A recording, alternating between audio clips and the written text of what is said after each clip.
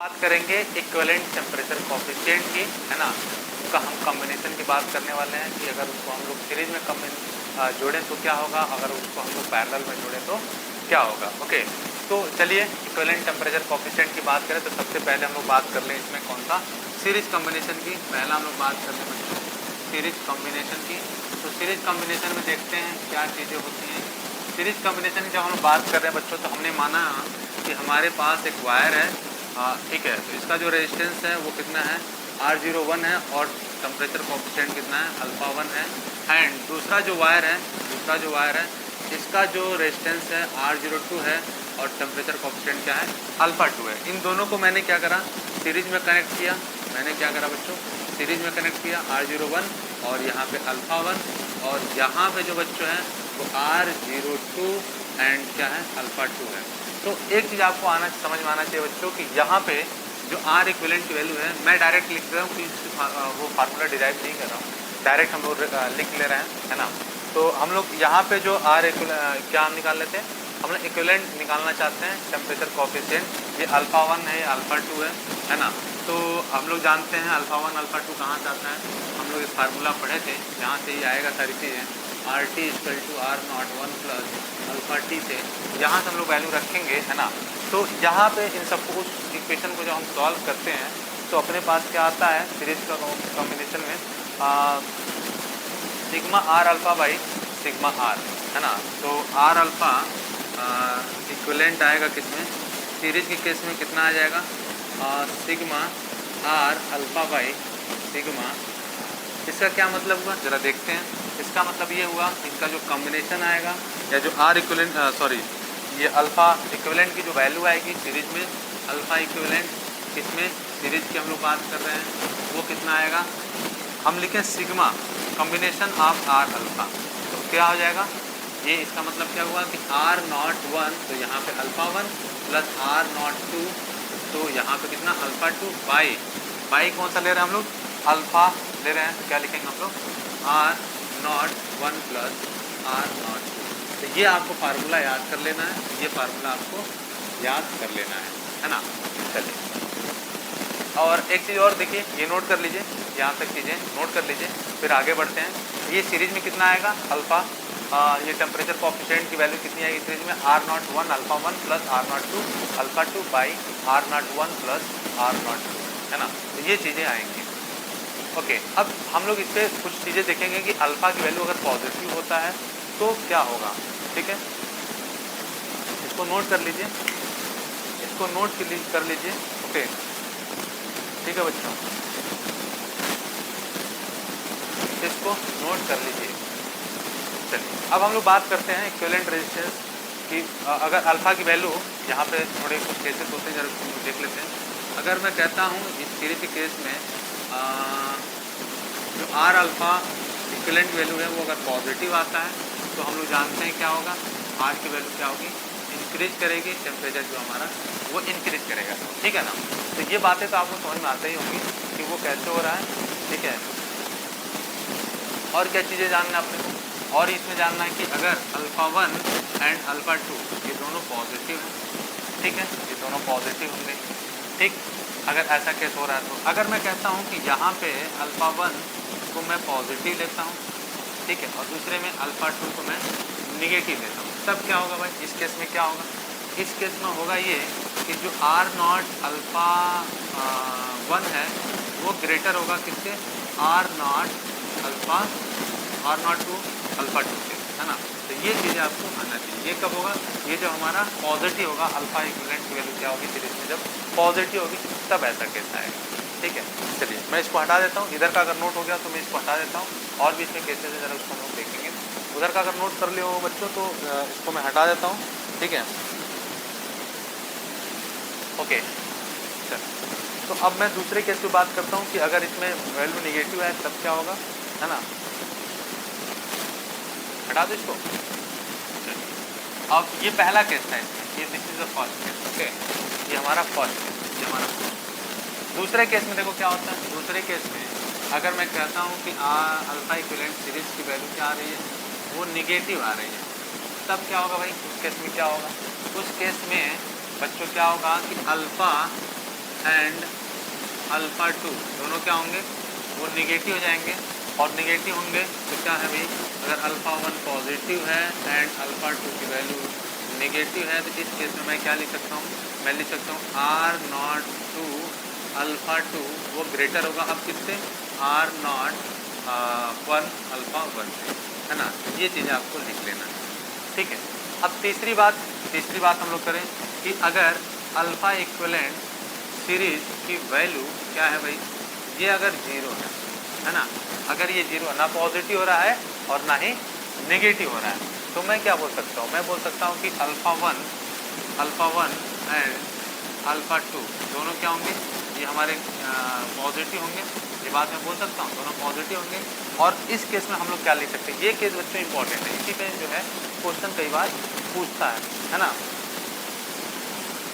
तो अब इस केस में क्या हम लोग बोलते हैं कि जो इक्विवेलेंट टेम्परेचर होता है, जो टेम्परेचर होता है, इक्विवेलेंट रेजिस्टेंस होता है टेम्परेचर के साथ वो चेंज नहीं होता है ना।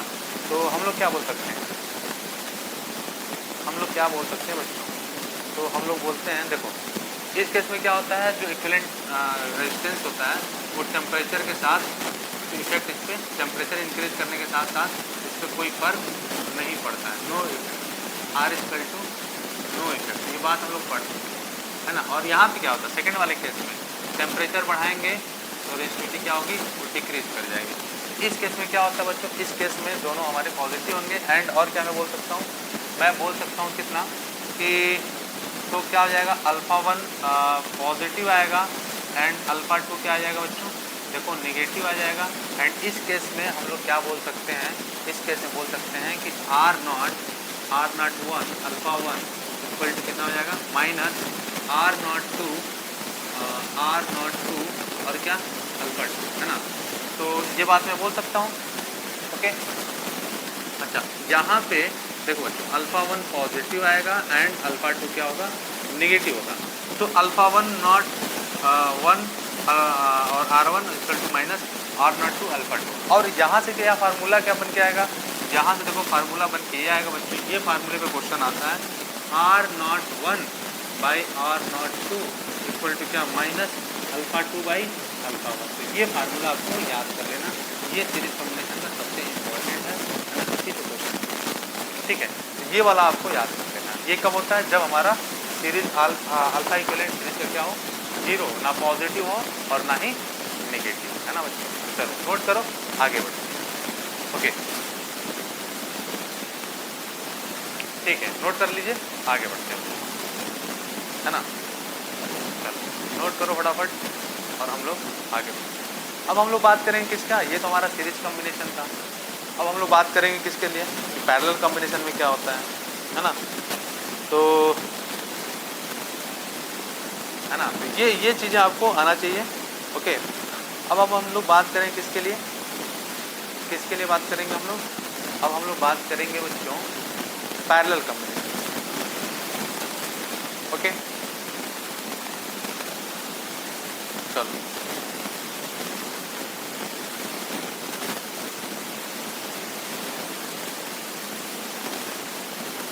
चलो हो गया हो तो मैं आगे बढ़ूँ, ओके।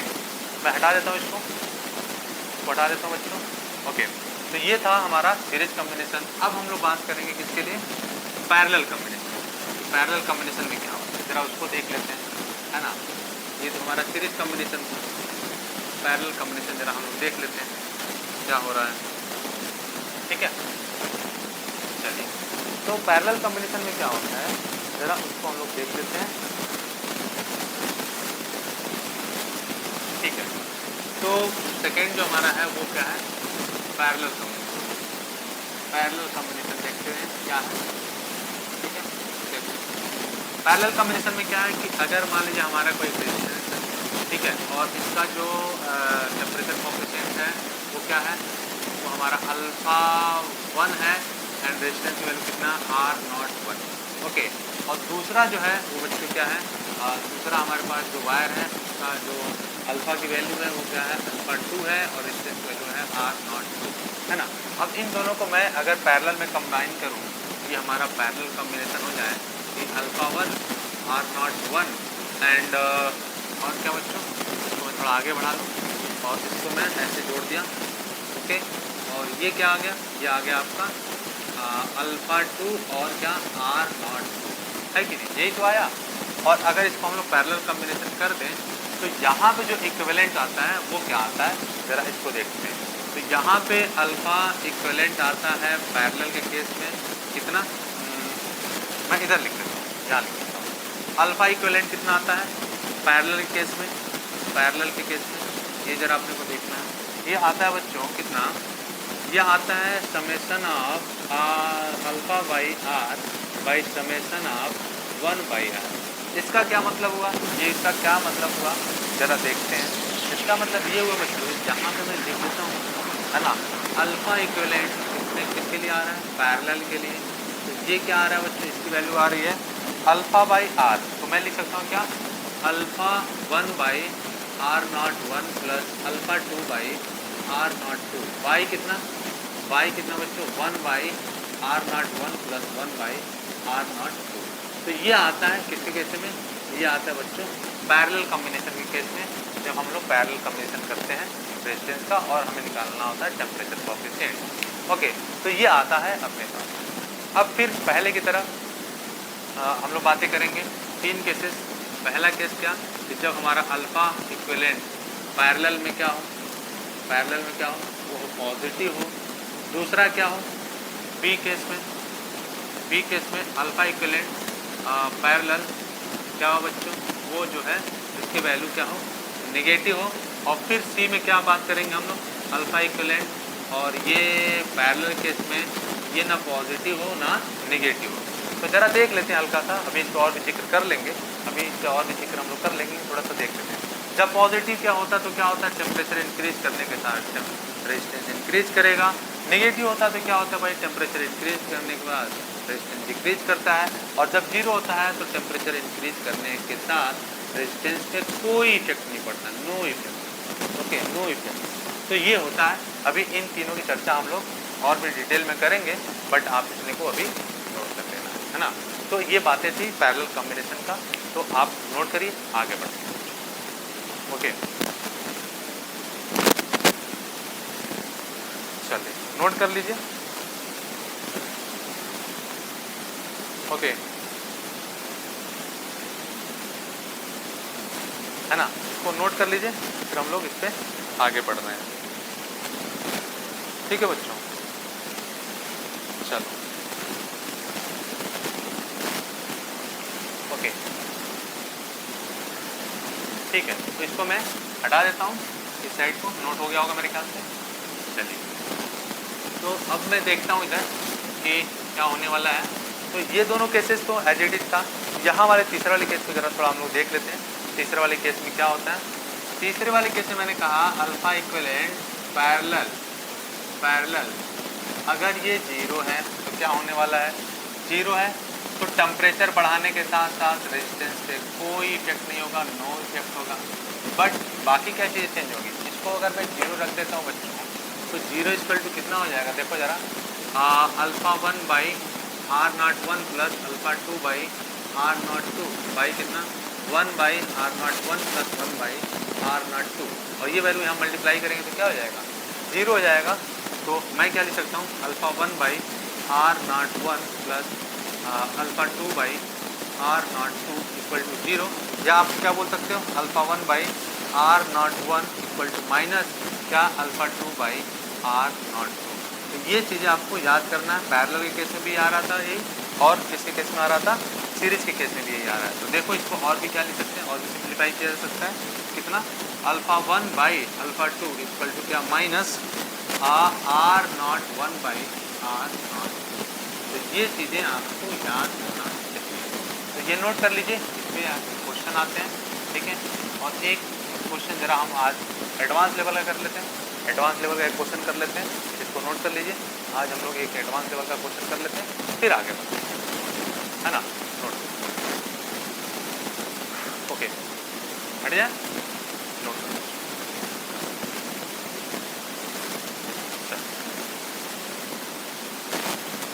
नोट करो फटाफट और फिर हम लोग आगे बढ़ते हैं। चलिए, नोट हो गया हो तो मैं इसको हटा देता हूँ, मेरे ख्याल से नोट हो गया है तो इसको मैं हटा देता हूँ। ओके चल नोट हो गया बच्चों। ओके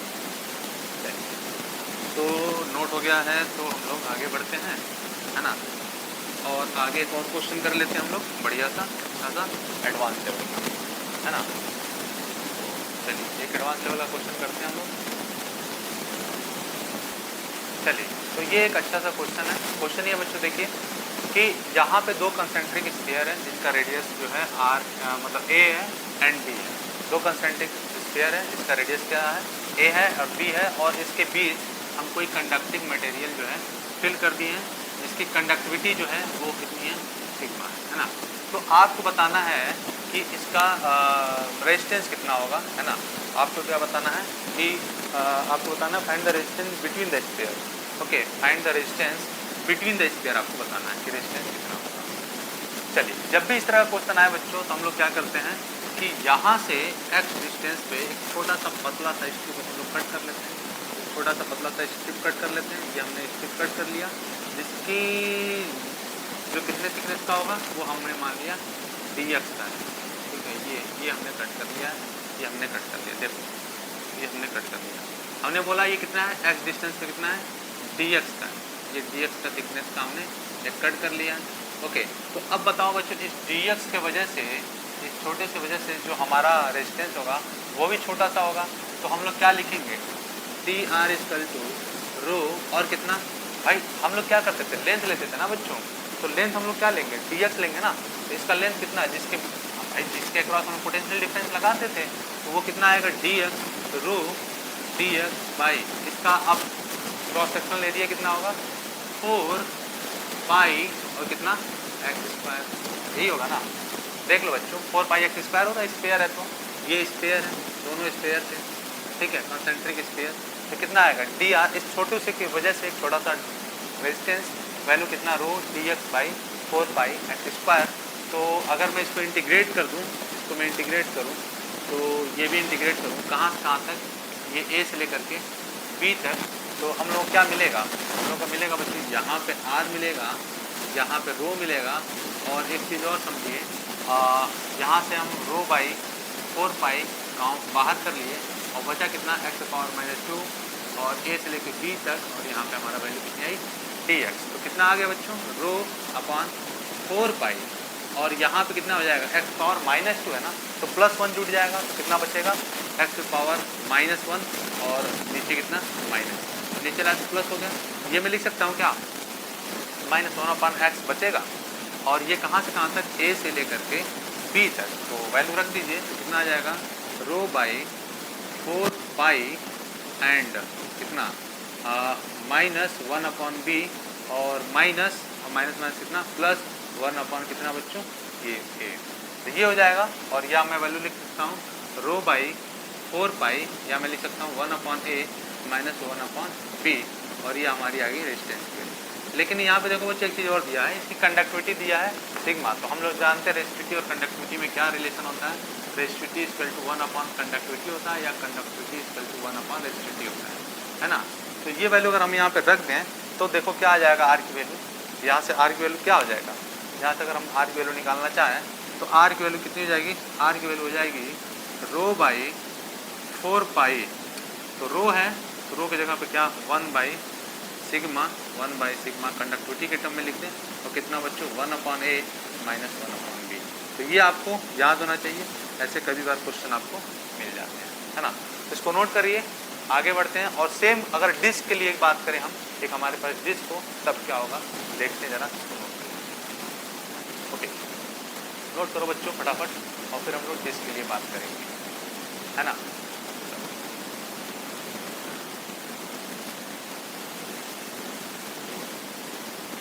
ओके चलो ये बात हो गया हो तो हम लोग आगे बढ़े,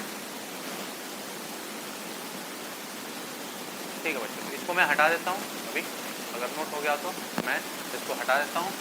और अब हम लोग बात करें, सेम क्वेश्चन है, सेम पैटर्न का क्वेश्चन, बट यहाँ पे अब इस बार स्फीयर ना होकर के एक डिस्क है ना। और डिस्क का क्या दे रखा है बच्चों, देखते हैं जरा क्वेश्चन। एक डिस्क है ना, सर्कुलर डिस्क है, ये हमारा सर्कुलर डिस्क है, ये हमारा डिस्क है और इसका जो रेडियस है वो क्या है, a है और इसका रेडियस क्या है, b है। इस बार हम किसी बात कर रहे हैं बच्चों, ये हम बात कर रहे हैं डिस्क की, यहाँ पे डिस्क है ना। और फिर आपसे पूछे बताइए क्या इसका रेजिस्टेंस कितना होगा बिटवीन द प्लेट्स, तो क्या आप लिखेंगे? अगर फिर आपसे पूछते बिटवीन द प्लेट्स बताइए रेजिस्टेंस कितना होगा इस शेप का, तो आप क्या करोगे? करना कुछ नहीं है बच्चे, फिर वही कहानी कि यहाँ से एक्स डिस्टेंस पे एक स्ट्रिप कट करो। अब इस बार क्या है, डिस्क है तो भैया टी थिकनेस का ले लो।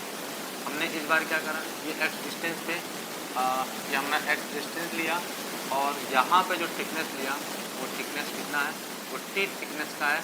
तो अब मैं क्या लिखूँगा, अब मैं क्या लिखूँगा, डी आर इक्वल टू रो और कितना, रो और क्या लिखूँगा मैं, और कितने का कट कर रहा हूँ, डी एक्स कट कर रहा हूँ, लेकिन जो थिकनेस वो कितना है, ये तो हमारा डी एक्स है, ये डी एक्स का कट है, ठीक है ना। तो अब मैं क्या करूँगा, मैं कैसे निकालूँ इसको? तो इस बार हमने क्या करा, डी एक्स लेंथ का हमने तो कट करा है ना। ओके, तो क्या हो जाएगा डी आर, इसकी वजह से जो रेजिस्टेंस आएगा डी आर और यहाँ पे रो और क्या यहाँ पे डी एक्स बाई क्या 2 पाई एक्स इंटू कितना हो जाएगा टी। ये हो जाएगा बच्चों, देखो ये हो जाएगा है ना। एक छोटू से वजह से छोटा सा हम लोग जो कट करा स्ट्रिप, जिसकी लेंथ डी एक्स है और थिकनेस कितनी है टी है, थिकनेस की टी और जो इसका लेंथ है उसका डी एक्स है ना। तो अब कितना हो जाएगा बच्चों, अब कितना हो जाएगा, वो हो जाएगा rho D X by 2 pi X T. और यहाँ से बच्चों अगर मैं इंटीग्रेट कर दूँ D R equal to rho D X और कितना 2 पाई एक्स टी, और अब मैं इसको इंटीग्रेट कर दूँ, इसको इंटीग्रेट कहाँ से कहाँ करूँगा, ए से लेकर के बी तक। तो यहाँ पे रेजिस्टेंस आ गया और यहाँ पे क्या बाहर आ गया, रो बाहर आ गया 2 पाई और टी, ये तीनों चीज़ बाहर आ गई, बचा कितना ए से लेके बी और कितना 1 बाई एक्स और यहाँ पे डी एक्स। और अब अपने को समझ में आना चाहिए कि 1 बाई एक्स का इंटीग्रेशन कितना होगा, 1 बाई एक्स का इंटीग्रेशन कितना होगा, ये आपको समझ में आना चाहिए। मैं इधर ही लिख लूँ क्या, चलो मैं यहाँ लिख लेता हूँ। आर की वैल्यू कितनी जाएगी, रो बाई 2 पाई टी एंड इसका हो जाएगा लॉग एक्स बेसी या एल एन और ए से लेके बी तक। आर की वैल्यू कितनी आ गई, रो 2 पाई टी और कितना लॉग बी माइनस लॉग ए, सबका बेस कितना है ए है। ओके, या और क्या मैं लिख सकता हूँ, और लिख सकता हूँ बच्चों R equal to row by कितना 2 पाई टी और कितना एल एन कितना बी बाई ए। मैं लिख सकता हूँ क्या, तो यहाँ पे जो रेजिस्टेंस वैल्यू आएगी वो ये आएगी। जब हम डिस्क की बात करेंगे तो ये, जब हम लोग बात करेंगे स्पेयर की तो इसके पहले हम लोगों ने करा था वही कॉन्सेप्ट लगाना है, सेम कॉन्सेप्ट है। इस पर कई बार सिलेंडर को भी लेके बना लेता है बच्चों है ना, तो आपको सिलेंडर का क्रॉस सेक्शनल एरिया निकालने आना चाहिए। तो कॉन्सेप्ट इसका यही है कि चाहे जो भी शेप दिया हो उसका क्रॉस सेक्शनल एरिया आप निकाल लेंगे है ना। तो चलिए ये कॉन्सेप्ट था बच्चों, और मेरे ख्याल से इस कॉन्सेप्ट को आपने सीखा भी होगा एंड होप दैट आपको चीज़ें पसंद आई होंगी। तो अगर पसंद आई है, समझ में आया है तो बच्चों इसको प्लीज़ लाइक करो, शेयर करो और सब्सक्राइब करो अपने दोस्तों से, ताकि ये चीज़ें दूर दूर तक पहुँचे, हर किसी के पास तक पहुँचे। और बच्चों एक चीज़ और है कि इसमें हम लोग क्या कर रहे हैं, टॉपिक वाइज चीज़ें कवर कर रहे हैं, तो बहुत लेंथी वीडियो भी नहीं बनता है। छोटे छोटे वीडियो आपको समझ में नहीं आएगा है ना, जब भी मन करे उसको देख लो है ना। तो ऐसा नहीं रहेगा कि बहुत लंबा वीडियो कर रहे हैं अपन लोग। तो छोटे छोटे कॉन्सेप्ट, छोटे छोटे थ्योरी के साथ में चीज़ें हम लोग कवर करने वाले हैं और पूरे सिलेबस को कवर करने वाले हैं है ना। वो जेई मेंस हो या नीट हो या अपना बोर्ड हो, कुछ भी नहीं छूटने वाला बच्चों। बट इसको आप लाइक करो, शेयर करो और सब्सक्राइब करो। Thank you.